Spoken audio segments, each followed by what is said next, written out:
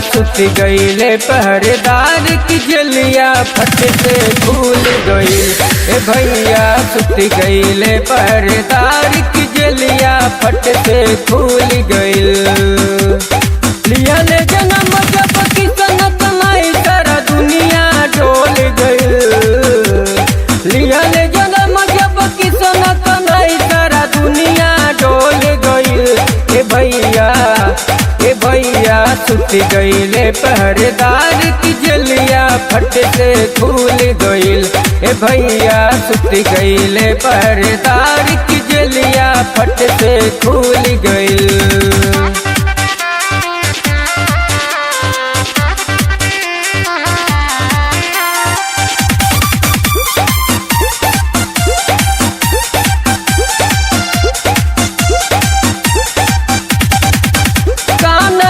के बस के जब धोइले माथ पे धीरे धीरे चल जिले जमुना घाट पे। ए भैया कान्हा जी के बस के जब धोइले माथ पे धीरे धीरे चल दिले जमुना घाट पे।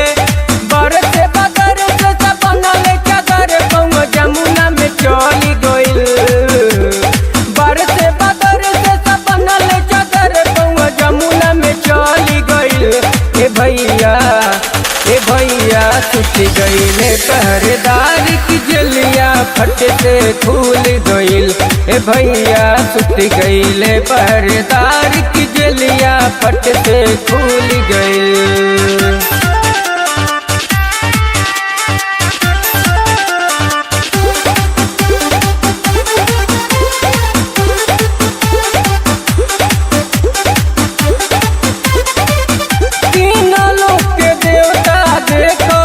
फूल बरसावे रूपवा कन्हैया जी के मन हरसावे। ए भैया तीनों लोग के देव देखो फूल बरसावे रूपवा कन्हैया जी के मन हरसावे।